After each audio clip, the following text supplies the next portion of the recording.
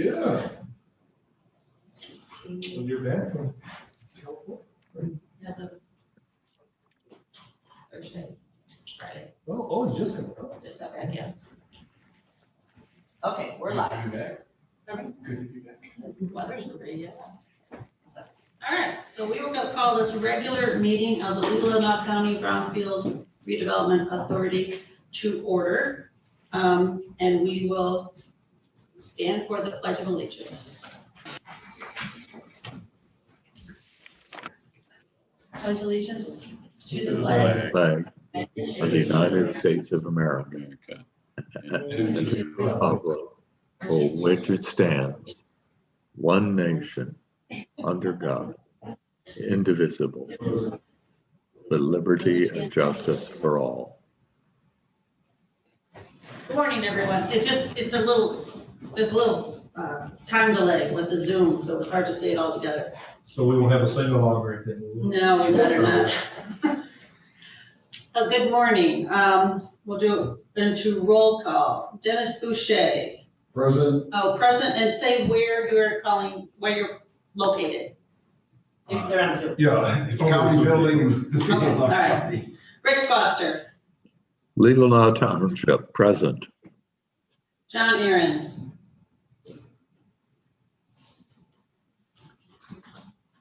He's not here, correct, Trudy? Correct. Okay. TF Taxadias. Present, Elmwood Township. Chet Janik. Present in person. Ty Wessel. Here. Kathy Egan's here, Director Trudy Gala. And Jeff Watkins is also here. Public comment. There's no public present, so if there's any public watching and listening, the number to call in is 231-256-8109. And if you do that, we will stop the meeting and take your comment. So move on to director comments. No comments. It says on the agenda, you want to update us on the EPA grant application? Oh, I'm sorry. I'm looking at my minutes, I did not have that. Okay, yes, I think I sent an email out to all of you too, is that we were not successful in getting the EPA grant. There was a lot of competition for it. I have sent a message back to the EPA representative asking for a debriefing, and I'm waiting to get an assigned date and time for that.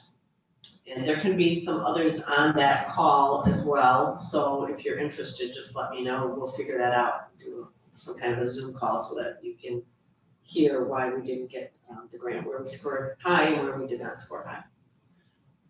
For education purposes, you've always done this after grant applications, Yes, and it's a great learning tool to help with the future applications. it is. And I'm sorry we didn't get it, but all the work that you put in can be basically reused, updated and reused, correct? Yes, So, yes, and a lot of work from EnviroLogic on this application as well. So these grants, like Trudy said, are very competitive. They take a lot of work. So it's a shame to waste that time working on them. But, you know, we can use that to enhance the next application. Anything else, Trudy? No, Okay, so we go on to our consideration of our agenda. There's no changes for the agenda, correct? I don't have any. So we can entertain a motion to approve the agenda. So moved. Rick moved, and now we need a second. Mark. Is that Dennis? Oh, Ty. Ty did the second. Any discussion? All those in favor of approving the agenda as presented? Aye, and a show of hands. Any opposed? The agenda is adopted. Anyone wishing to announce or bring up forward a conflict of interest with anything on the agenda?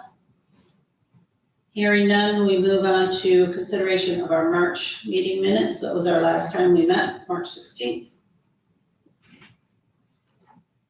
Ty? Move to approve the minutes as presented.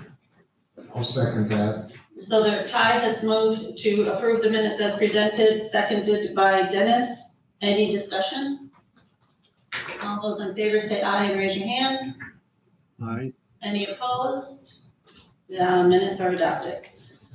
So we move on to the consent agenda, which there's one report from Envirologic on there. Entertain a motion to accept the consent agenda. So moved. Chet has moved to accept the consent agenda, support by Ty. And all those in favor say aye and raise your hand. Aye. Any opposed? The consent agenda is adopted, accepted. There is no old business. We move right into new business and the TIF update from Jeff Hawkins. So I'm gonna turn it over to Jeff. I'm unmuted. Okay, here we go. Hi, everybody. Can you hear me okay? Yes. Okay, great. So in your packets, I guess probably the thing we're going to lean towards is some action items and so forth that some were already, I guess, taken. Trudy will have to remind me on that a little bit. I was looking through the agenda or the minutes. But the summary page is on page 9, I think, of your packet. Just is a memo from us that's kind of keeps you up to date on the process of putting these things together. I think at the last month's or in March's meeting, we presented reimbursement analyses for G-Track from the TIF tracking system. And that basically, the reimbursement analysis is a summarization of TIF that's collected in relation to eligible activities that need to be reimbursed, and kind of gives you an understanding of what's been collected, what needs to be paid out, what's available to be paid out, so that you can take an action on that. As just a couple of notes, we did, like I said, present one of the reimbursement analyses to you for G-Track. And I want to say that's on page 10, and that's been updated to actually reflect the asbestos and hazardous materials survey and abatement costs and the building demo costs that were actually incurred by the county, not by the Brownfield Authority, as was shown previously in that evaluation. So basically, the top portion of that reimbursement analysis, just to summarize again, shows the expenditures that have been incurred, whether it's from the Brownfield Authority, the county, and or the developer in that case. And you can see that going down through that presentation in the reimbursement analysis and how that's all broken out with respect to what is eligible also for reimbursement with state taxes or the school taxes, and what is eligible for reimbursement using the local taxes that were captured, as well as ultimately too, as you know, any of our state education taxes, the 6 mills that we capture periodically on projects, half of those or 3 of those mills need to be paid out to the state Brownfield Redevelopment Fund. And we track that as well. Typically what happens is we will report those in our annual reports to MEDC. MEDC then will subsequently send an invoice to the County Brownfield Authority, and we'll bring that to you for payment to the state for that fund. Question, Yes. have we received any invoices from the state for the 3 mills, 3? I believe we have, yes. Okay, thank you. That's the one thing I got to check, T, as to some of them we have, some of them we haven't. And that's somewhat dependent on the age of the project, because the invoices that we received from MEDC is relatively new in the last couple of years. Before, it was really kind of on the honor system, so to speak, as to what you've collected. Thank you. Yes. And then we do have the developer estimated activities. And as you'll note, kind of towards the middle of the reimbursement analysis for G-Track, we we put in there whatever was approved, whether it's in the Brownfield plan, or in this case, it looks like the work plan was approved for Act 381 work plan for a total of $173,500 for potential eligible expenditures. But we've only been invoiced for $63,000 of those costs. And as you recall, with G-Track particularly, is that this project really didn't go to fruition as we anticipated it from a standpoint of its original design. So obviously some of the things that were anticipated weren't incurred. And then also on this project in particular, I brought it up before, is that the Brownfield plan had approved interest on debt. It was an estimated number, but we've really kind of not included that. I don't believe, just actually it does say including interest. So those are things that we have to determine whether or not it really probably needs to be recalculated if we're going to do that at all, because it took years for them to get to where they were planning on getting to go on this project, and then ultimately to submit the invoices and TIF that's generated. I would be of the mind to say that's kind of off the table, frankly.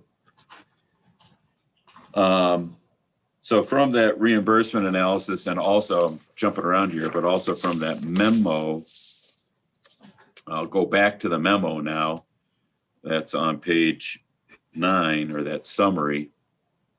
You'll note in the center of the bottom third of the page there's a table. And on that, it shows what tax increment has been received to date, any ineligible captures that we need to return to the taxing jurisdictions that were correctly captured, the amount that should be allocated to sent to the state Brownfield revolving fund, that's the SBRF, and then ultimately what the funds that are available for distribution. And in this case, distribution would be to the developer or the Brownfield Authority. And I think the, excuse me, the action at this point would be to first reimburse the Brownfield Authority and the county their costs at this point in time. And I think, Trudy, if I'm not mistaken from the minutes, the board had already authorized reimbursement to the county and the Brownfield Authority for the total amount that was displayed on the G-Track spreadsheet. And also we were going to reimburse the school debt to Elmwood Township as well on that particular. So I think that would have been in a claims and accounts that's coming. Actually, it's not in there for this month because I wanted to wait and make sure that we got through all these summaries. And Jeff, since you mentioned the one on G-Track, the motion from the last meeting is more than what you show in the TIR received to date for G-Track. So we may need a correction on that. Okay. And then there was a motion on the Leelanau Township one to reimburse the township for the fire bond and the school bond, which I don't know if that's, well, that's not shown on that chart on page 9. So if you look at page 5 of the packet, there's 3 motions there. We have not done any invoices on those yet. So we may need a correction. Okay, well, we'll have to look at that. Because I know it was, I have to go to the actual spreadsheet. This gets complicated for sure, to say the least. But we're close there. I believe the numbers that I was going to look here on G-Track. It may be the thing that might be is it looks like the difference here is that the reimbursement, they may not have included the 2020 on that, but no, that's there. That's 50,000. So I guess what we need to do here is go back to you on that one. But we do know, though, that we have enough, I believe, to cover, for the most part, most of the expenses to the authority and back to the county for their eligible costs. And I believe from last month's meeting as well that we were going to be still shy of a little bit reimbursement to either one of those parties. So there really wouldn't be anything left to go to the developer at this point in time. So we can clarify the actual number there, but the amounts to the authority and the developer and the county are accurate. Now I gotta come back to my packet here.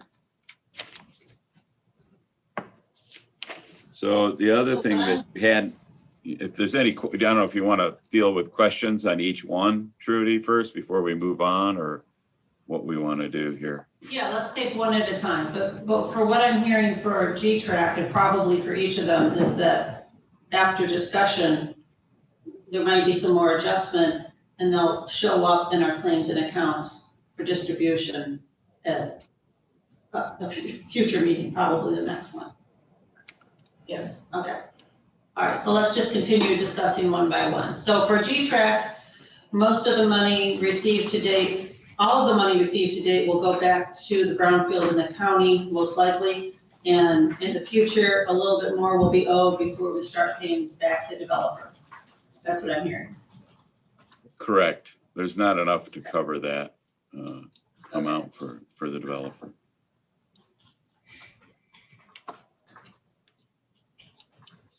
Okay, if there's no more questions, we'll move on to 2Ps, which is a simpler process. You'd like to think so. 2Ps here again is a project that we haven't had any developer requests for reimbursement. We made that ask years ago and never received them. But to date, the Brownfield Authority did incur just shy of $30,000. This 2Ps analysis, reimbursement analysis, I'm looking at page 11. And you can see the breakout with respect to the state and local taxes. We're pretty limited on the amount of school taxes we can capture on this particular project. Additionally, we show what needs to go to the state Brownfield Fund. And I hope my numbers here match on the amount that's been collected to date. We do have some ineligible captures that were received. So technically we have about $4,634.16 that could go to reimburse the Brownfield Authority.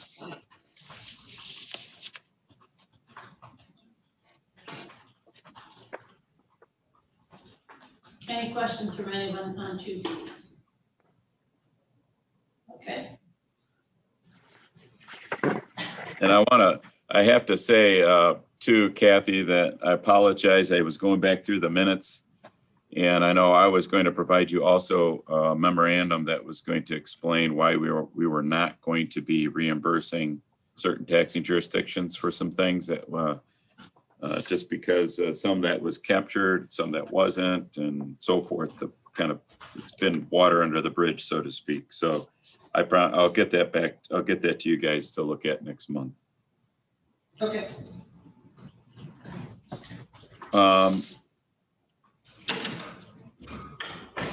The next one then would be Leland Residential. Leland Residential, here again is the project, the old former courthouse redevelopment project.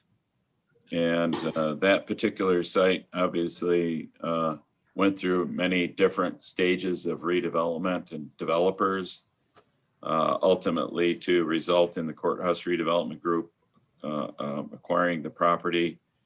With the Brownfield Authority utilizing an Eagle loan on that site, as well as an EPA revolving loan funds, as well as EPA grant dollars worked to prepare the site for residential development. We were able to ultimately achieve that position that the site can be redeveloped for residential. And I was pleased to see that there is some residential beyond the townhomes actually under construction there. So that's kind of neat to see. This one has a fairly large reimbursement that's in process, primarily to the county Brownfield Redevelopment Authority for, like I said, the Eagle loan, the revolving loan fund grant, and so forth. Similarly, we do have some funds that need to be paid to the State Brownfield Fund. We're checking on that to verify those dollar amounts.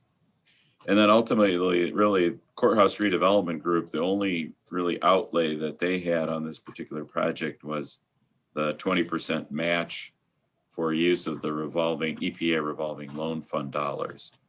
And their match is a total of $38,862.50. Question. Go ahead, sure. I noticed that for this project, the eligible expenses are all lumped into one amount, one number. Two questions, actually. Does that include, I don't know what the all eligible expenses include. And secondly, does that also include the reimbursement of the state loan? Yes. The $879,000? Yes. Okay.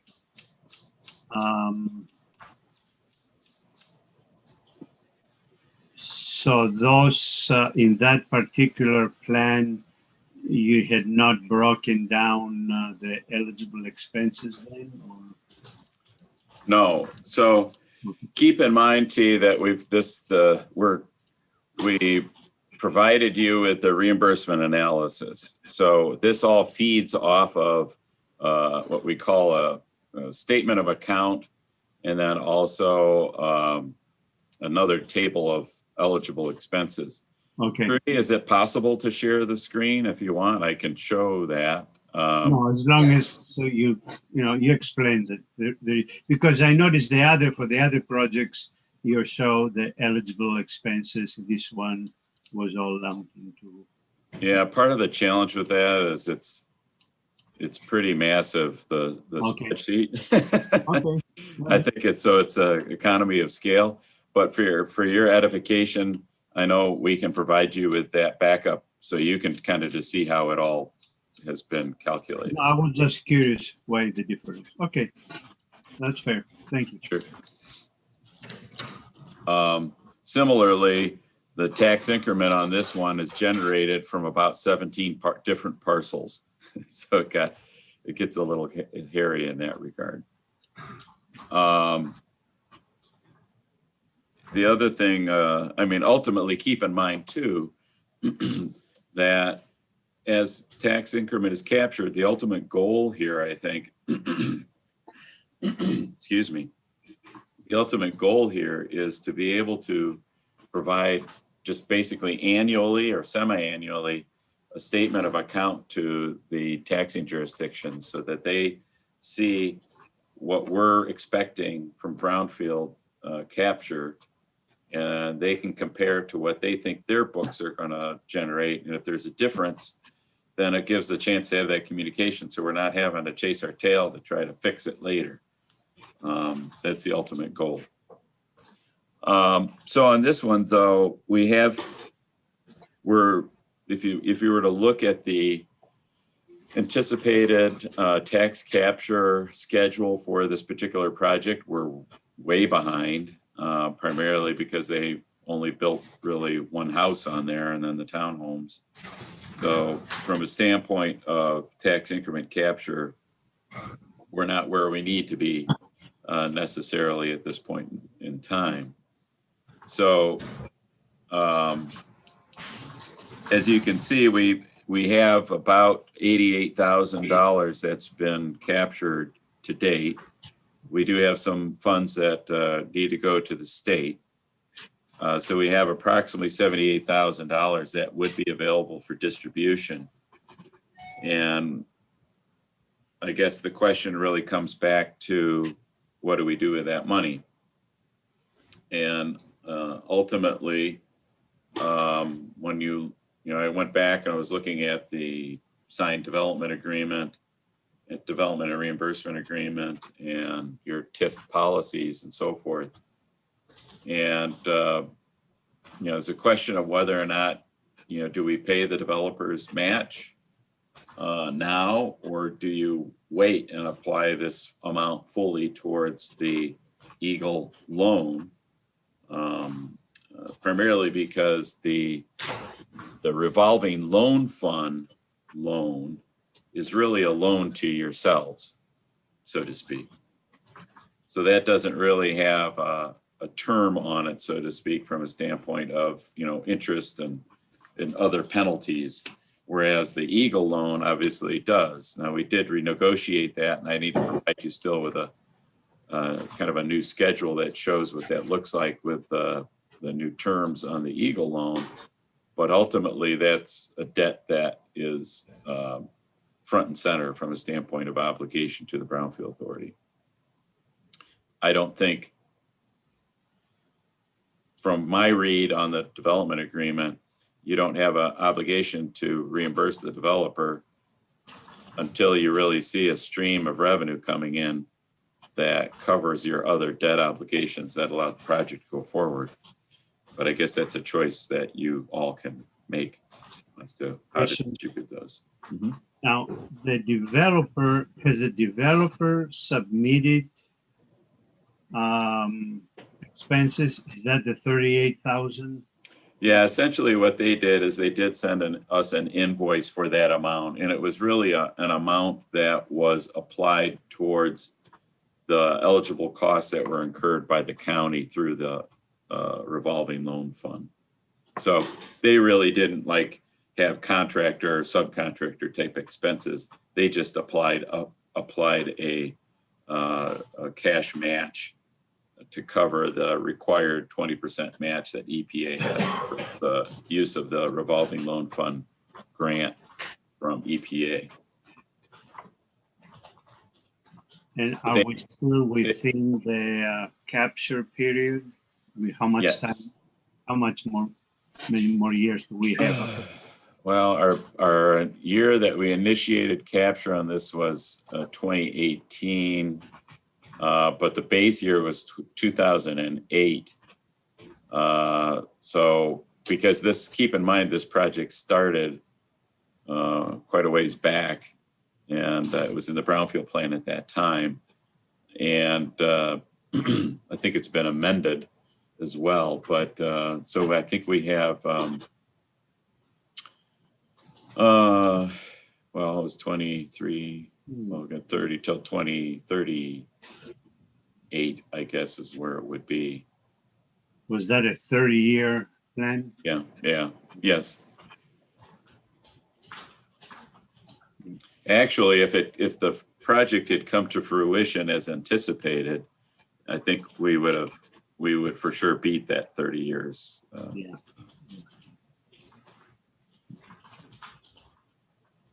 And I believe all the parcels, if I'm not mistaken, I think all the parcels have been sold. Someone else might know more on that than I, but I believe they've all been sold. Just a question of whether getting anybody to build on them. So I guess my recommendation, I'm not sure what the expectation of the developer is, but my recommendation to the authority would be to apply the available tax dollars that have been collected to date to pay the state Brownfield fund that's required, and put that money towards reimbursing the Brownfield Authority for their eligible costs.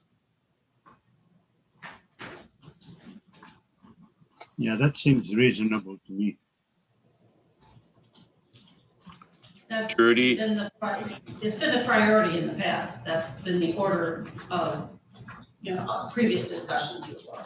Right. Trudy, I'm trying to recall when is your payments, are they delayed again on the Eagle loan until a certain date, or is they just, No, we have a payment coming up next month, so that will be in invoices, and so we'll have to pull that out of TIF. okay, It's $25,000. I have not got an invoice from them yet, and it seems like that's typical, and then I remind them, and they say, oh yeah, and then I get an invoice. So I'm not paying without an invoice, they need to send it to us, we have not had any penalty for coming in late. They tell us, it's due June 1st, as long as we pay it in that year, we're okay. okay. So, like I said, well, I apologize for any errors on the G track. I'm now going to go back and look at what that differential is. And the other recommendations are there, obviously, to repay using TIF that you have. You might as well. We need, I think, to move these dollars to make sure we're satisfying Brownfield Act. And kind of go that way. Now, the last one, West Shore, we still owe you. I know Trudy and I and Teresa from my office, I believe, we're going to be trying to meet this week to kind of work through a couple things on West Shore, because that project is a little odd and that not much has happened there. We do have a bit of TIF collected. It's just a question of what we do with it. And the other question would be whether or not, I think we talked last meeting about possibly abolishing that plan. And that way a new developer could start over again. But we're going to evaluate that further and come back to you next month on West Shore. So West Shore should be its own agenda item next month. Correct. Okay. And Jeff, did you mention that has been a small TIF capture for that?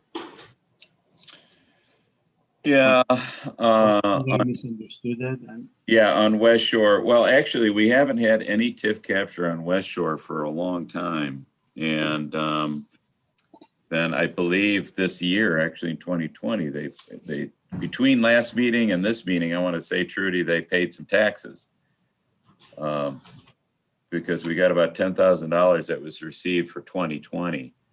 And I want to say prior to that, we haven't really received anything in quite a long time. So if we have received even a small amount of TIF, how can we abolish the plan?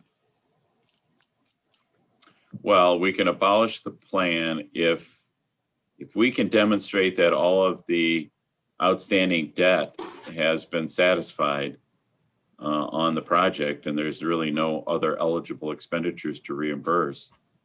And the project doesn't anticipate that doesn't appear to be going forward as designed. I think statute would allow us to abolish the plan. I mean, we have outstanding, there's all sorts of things in the Brownfield plan and an amended Brownfield plan and so forth for eligible costs, but to the best of our knowledge, they haven't been incurred. It was always kind of a go forward type thing.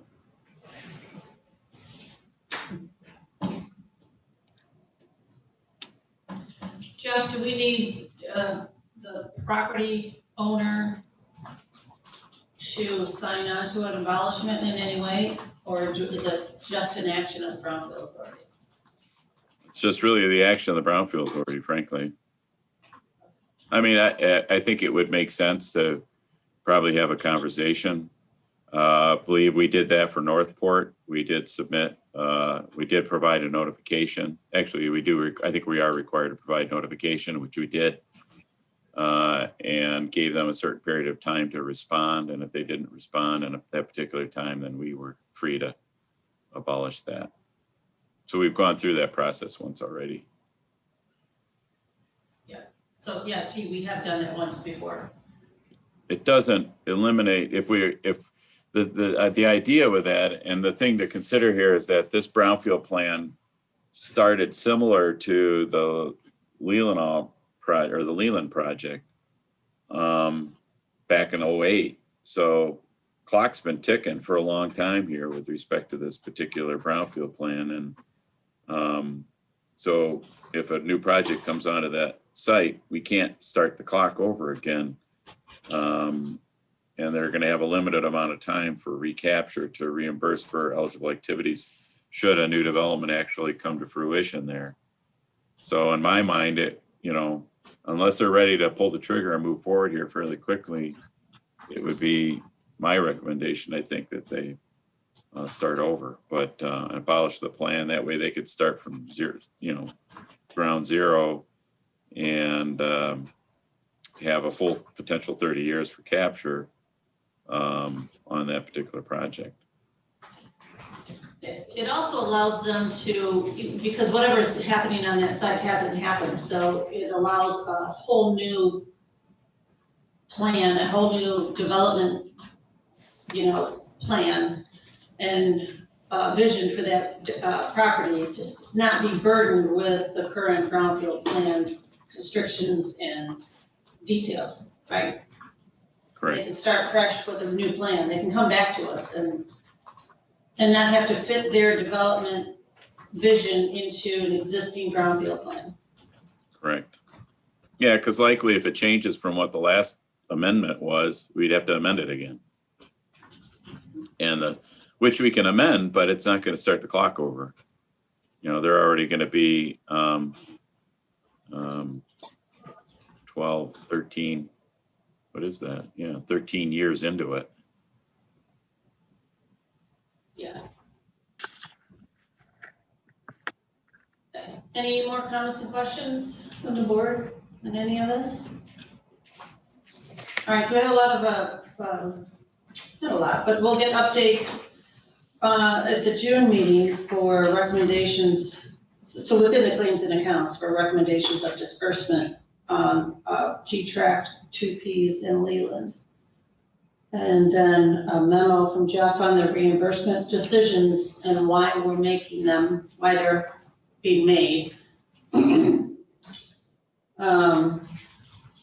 Potentially we'll have an invoice from Eagle for the loan repayment that's due in June. And maybe in June, we'll talk about West Shore as its own topic. That's Did I correct. miss anything? So for this month, we can just move on to our financials, our claims and accounts.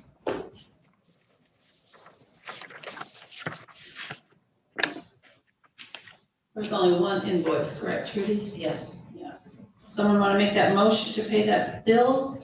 So moved. Second. Motion by Chet, second by Dennis to pay claims and accounts, and I don't have the amount in front of me. In full. 1755. Pardon me, T, what was that amount? 1755. 1755. Any further discussion on that motion? All in favor, say aye and raise your hand. Aye. That motion, any opposed? That motion passes. There is no post audit budget amendments or transfers, correct, Trudy? Correct. All right, so we'll move on to correspondence communication items. Are there any, Trudy? No. Nothing in that. I'll go back to public comment. Again, the phone number to call in is 231-256-8109. There are no public members in the room. Any further? Yes, Hey, can I say something? Jeff Hawkins, yes. I'll be public. How's that? Yes. I was just going to follow up on Trudy's comments about the EPA Brownfield Assessment Grant, the application. And I just want to say that I wish we would have had better results for you in that process. As Trudy indicated, it was pretty competitive in that regard. There were only 4 grants issued or awarded in Michigan this last round. One in Kalamazoo County, one in Marquette County, one in Tuscola County, and one through a planning organization through South Central Planning, actually for, I believe, Branch in Calhoun County. So it was a tough competition in that regard. Not that we didn't put our efforts towards your grant, but I was, just so you know, you have a team that's working hard for you. We and can be successful. We were the ones that authored the ones for Kalamazoo County and Marquette County. So we're at least successful in getting there. It's just a question of getting all of our applicants the monies. So anyways. Jeff, what type of grants were awarded? Are they multi-site assessment or?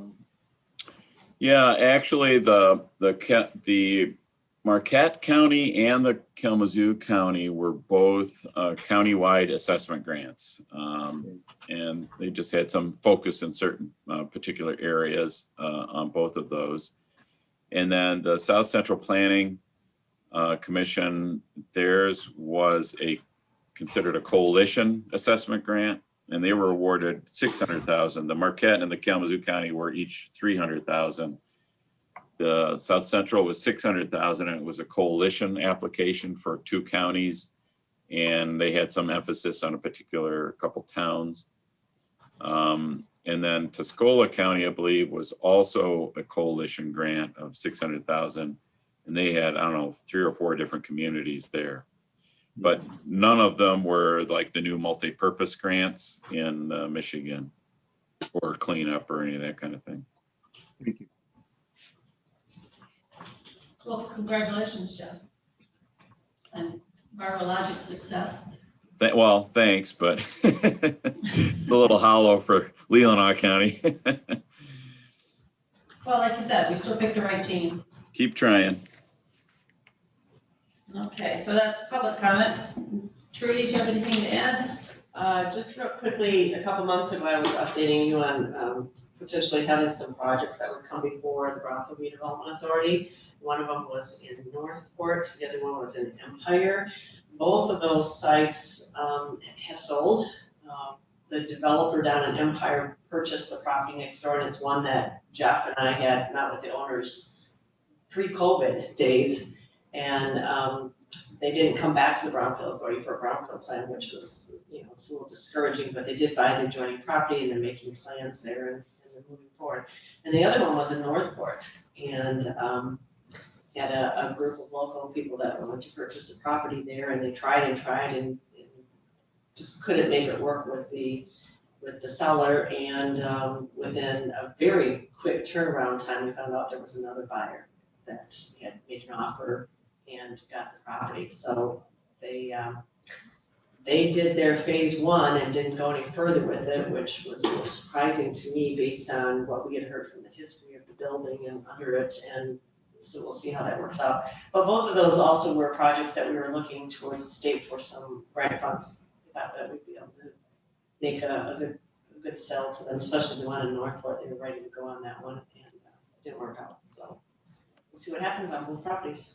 Okay, so for now, they're not forthcoming. Right. Any member comments? Comment. Yes, Dennis. This might be a moot point, but I was sitting home this morning, wonder when I should leave the house. Because the meeting, I have to allow like 25 minutes for driving. And the meeting either starts at 10 o'clock or shouldn't start. I believe when we set a time, and I know we're probably wasting Chet's time and maybe Trudy's by waiting an extra period of time before the meeting started. This morning it worked out fine. So I think some people might look at it and think, well, when is it going to start? Or should I leave the house a half hour earlier? And any of the citizens who might care that want to show up need to have a workable time. And then we should just work the plan is what we should do. If it's 10 o'clock, we should not start until 10 o'clock. That's my comment. Okay. We do not start before 10 o'clock. We cannot legally start before 10. Well, if But we can start- we'll do it, but it says here, immediately following the Land Bank Authority meeting, whichever is Let's later. keep reading it further, or Later. whatever is later. No, this doesn't say anything later. Yeah, it's right on the agenda. At the very top. Yeah. At 10 a.m. or immediately following the Land Bank Authority meeting, whichever is later. It's on the agenda. So in effect, the Land Bank goes to 10:05. That Okay, means we so can start there's no early. real concern.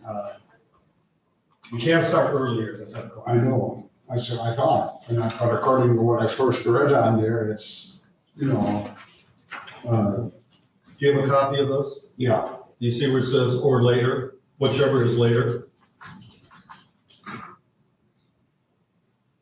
Yes, I do. But your But point, I just implied it by this, that it might start earlier. No. no, it won't start earlier, but If the land bank meeting ended earlier, I assume by reading this that we would start after the land bank meeting. That's why it says or, Yeah. whichever is We later. didn't do that today, and so that, I mean, we started at the proper time today. right, And if that's what we're gonna do, then I have no issue with it. that's what we're gonna do.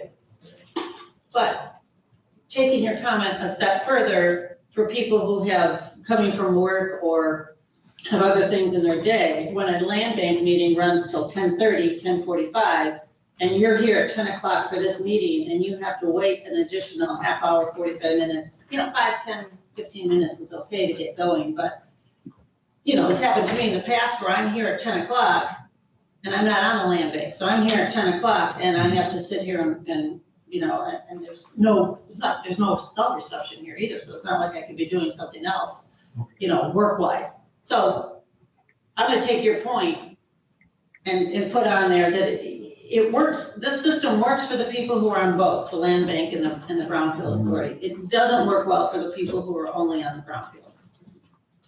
Unless we flip-flop. That was my concern. We had that in the past and then that didn't work out. Yeah, So so, we had the same thing with Brownfield meetings would go 2 hours. yeah, because we never know how long Members it's were going to going, oh my gosh.